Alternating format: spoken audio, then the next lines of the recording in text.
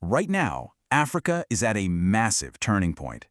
The choices made in just the next few years could completely redefine its place in the world. And believe me, those choices are going to ripple out and affect all of us. So, let's break down what's really at stake.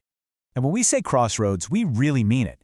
This isn't just some fancy metaphor. The direction taken from here will literally shape the future, not just for Africa, but for the entire globe. So, what's it going to be? A future where Africa is a powerhouse, brimming with prosperity and influence, or one where it's still stuck in the old patterns of division and dependency? The stakes just couldn't be higher. But here's a thought. What if the real answer isn't about choosing between East or West? Picking Team A or Team B. What if the real move is to forge a completely new path? That's the powerful idea we're going to dig into. Okay, so why is this moment so critical? Why all the buzz? Well, it boils down to one word: potential. A mind-boggling amount of untapped potential. Look, Africa is sitting on the keys to the entire 21st century economy. We're talking the essential minerals for the green energy transition that we all need. It has the youngest and fastest growing workforce on the planet, and there's this huge, ambitious vision to link everyone together with the African Continental Free Trade Area, the AFCFTA. That's the prize. The gap between what's possible and what's actually happening is just staggering, especially with energy. The potential for hydro, solar, and wind power is absolutely off the charts, but the amount they're actually generating, it's a tiny, tiny fraction of that. It's the very definition of sitting on a massive treasure chest, but not having the key. All right, so if the potential is so obvious, what's the holdup? What's standing in the way? Turns out, it's a double whammy, kind of a pincer movement of pressure from the outside and fragmentation on the inside. On the one hand, you've got this intense external pressure. The world's big players are all competing for influence, and African nations are caught right in the middle of this geopolitical tug-of-war. They're constantly having to balance aid from the West, which often comes with a lot of strings attached, against economic deals from the East, which can create a whole different kind of dependency. It's this never-ending pressure to just pick a side. And then, on the other hand, you've got this deep-rooted internal problem. Just look at this map of railways in West Africa. It tells you everything you need to know. See how the lines don't connect countries to each other? Nope. They just run from where the resources are straight to the coast. This is the pit-to-port model, a relic of the colonial era designed for one thing and one thing only: getting stuff out. Not for building connections within Africa. And what's the result of this 1-2 punch? A really stark number.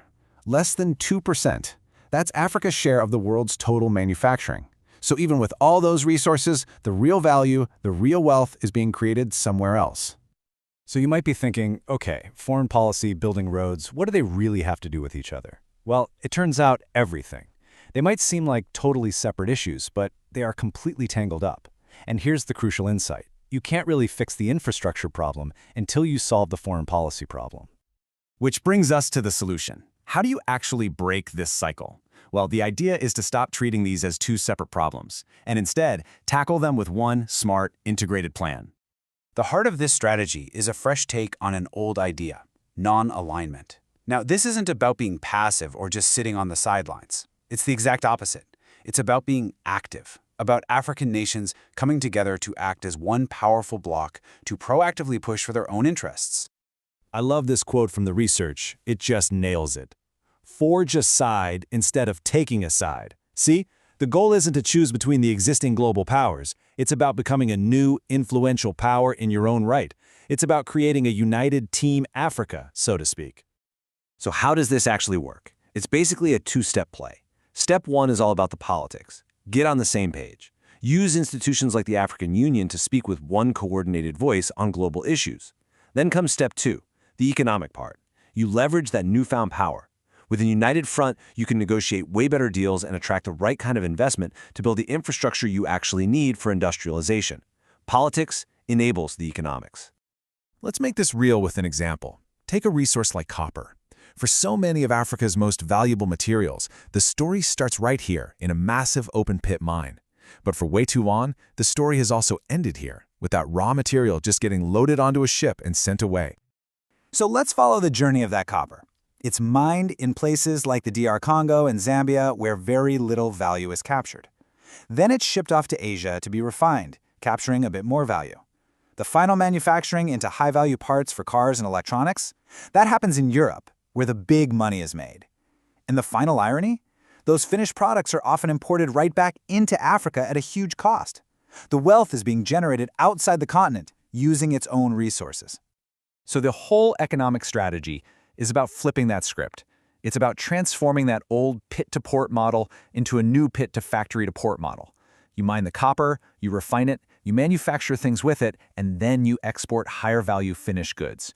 You capture that wealth at home. All right, let's pull all of these threads together. We've seen the incredible potential, the huge roadblocks, and the proposed strategy. So how does Africa truly take the wheel of its own future? If there's one thing to take away from all of this, it's this. A unified foreign policy of modern non-alignment isn't just a political statement. It is the essential key that unlocks the door to strategic infrastructure investment, which is what fuels real industrialization and prosperity. The two are completely inseparable. And this isn't some theoretical dream. This is the future being built right now. The path to prosperity and self-determination is laid one bridge, one factory, and one unified policy at a time.